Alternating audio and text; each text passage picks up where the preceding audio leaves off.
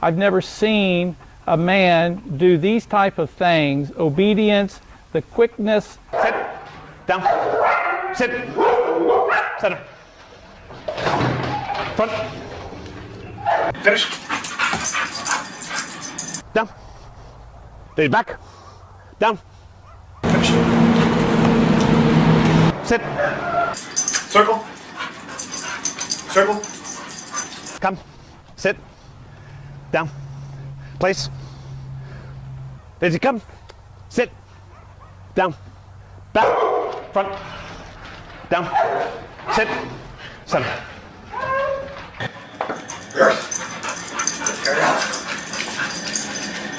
Sit.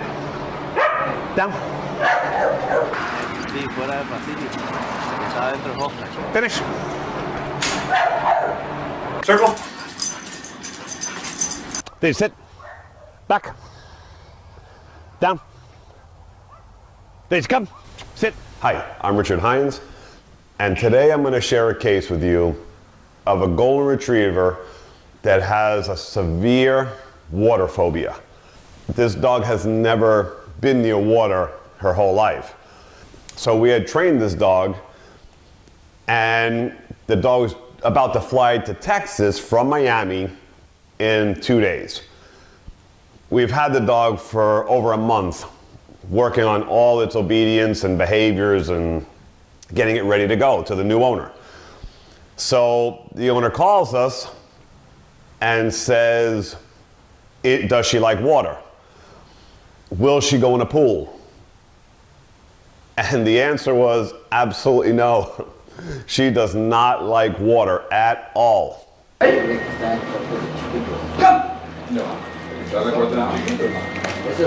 She's never been near water. So now I had to get my staff together, and we're gonna have to make this happen before the dog goes to Texas in 2 days. So I have this on YouTube. I already have this particular video on YouTube, but it was never explained properly to show the beauty of pressure and getting a dog over its phobias. Now, food was not going to work with this and will not work with most cases. When dogs go under high panic and they are terrified, and you can put this in a human perspective as well.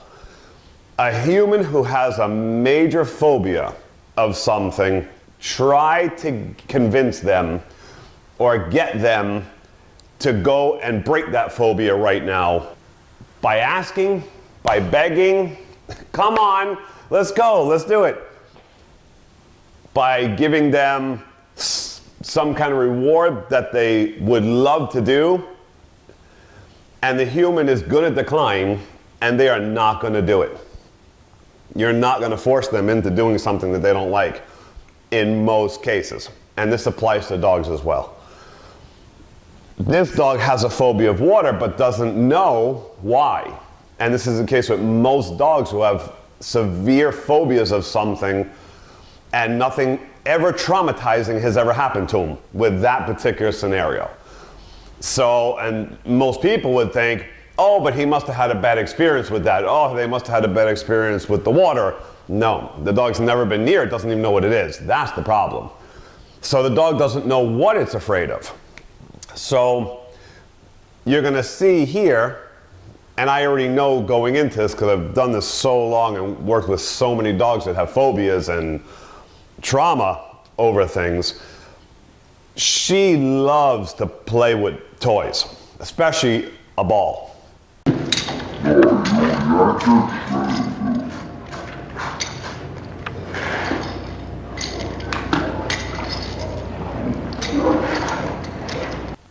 The food was definitely not going to work.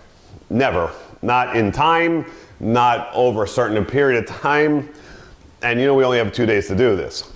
Now, and even if I had months to do it, trying to bribe her with food and come on baby, come on, was never going to work. I got you, I got you. Come on, come on. Good girl. Good girl, come on. Come on, come on. Come on, baby, come on, come on. Good girl. All the way, all the way. 3, 2, 1. And in most cases, for most things, it's not going to ever work. So that's why you have to have a bag of tricks when you're a dog trainer. You have to have every method available to you to work with every single case. So I never go into any case thinking I can't fix it, because I know how to do everything in dog training. Every method. I can do food, I can do toy training, whatever it's going to be, collar training, electric collar training, whatever it is. And if you're going to be a great dog trainer, you better know all the tools and why. So I show here, we throw the ball in the pool, her favorite object in the world. She will die for that ball. And she would play with that ball all day and put herself into heat exhaustion if we allowed her. That's how much she loves this ball. So we show the public here, we throw the ball in, she circles the pool, but there is no way she is going in that water for her favorite object on this planet. That object is not going to break her phobia of the water. Get the ball, get the ball. Get the ball. Ready? Wait. Get the ball, get the ball. Sit. Come on.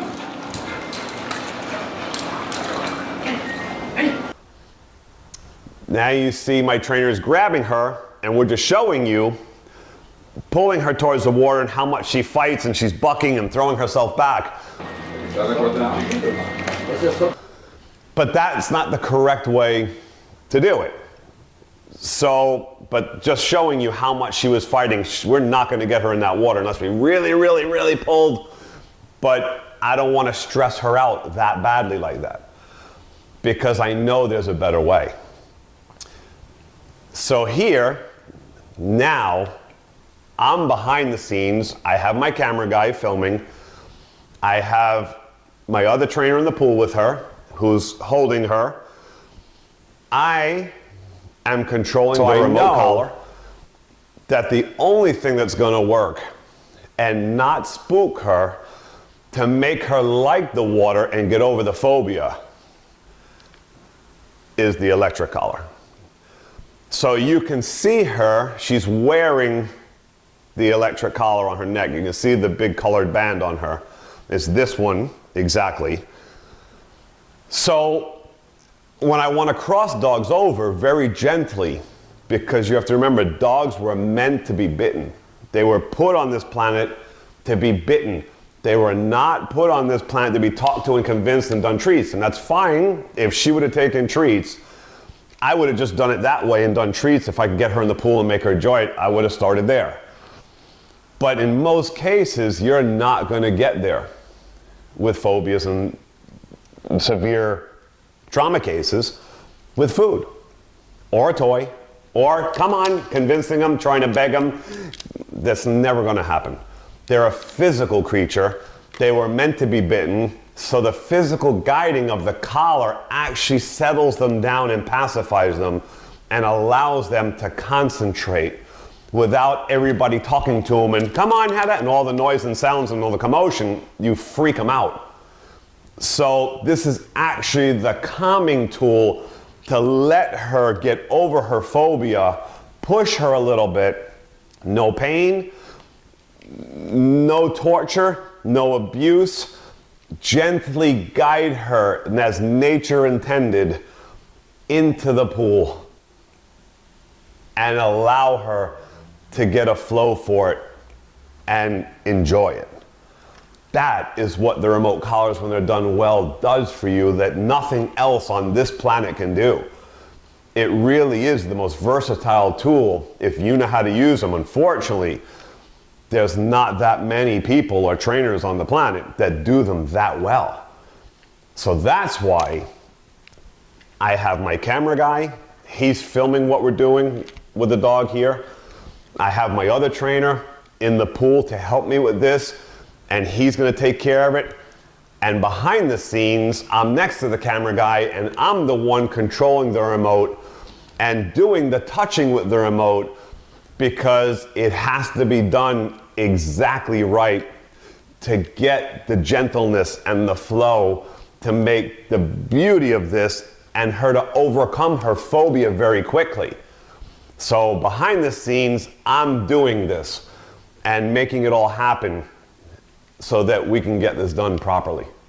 And here, you see, we start to pull. I start doing my thing with the collar behind the scenes with my technique. I have a certain technique that I use for all different types of things, and this one I'm using a certain technique with the collar. And after just a few shots of doing the collar with that, look at what we get. Yes! And ball. Good girl. Good job. Ah. Good girl. Come. Ah. Look at us. Now, try without the leash on. Ready? Come. Yes! Yes. Good girl. Come on, mama. Just go in without the leash. She's going over cheer.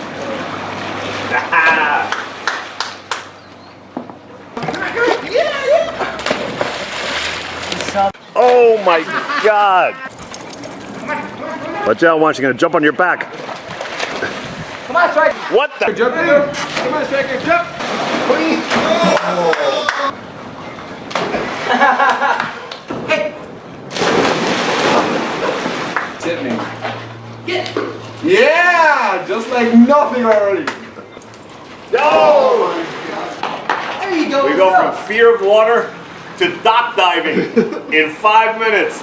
First session ever, dog going in pool. Good girl.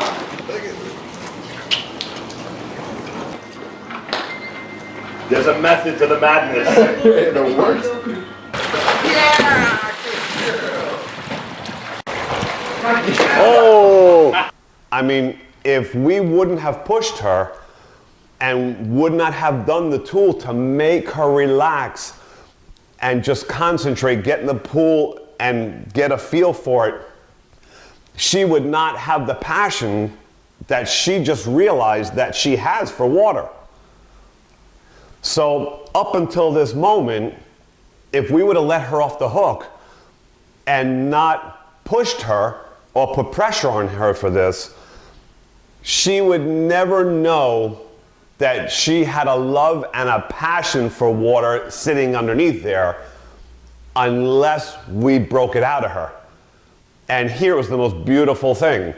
Watching just a few moments and a few shots at pushing her with the collar and getting her to the water against her will, how much fun she has now with the pool. It was great for us all to watch and enjoy. It was the most beautiful thing.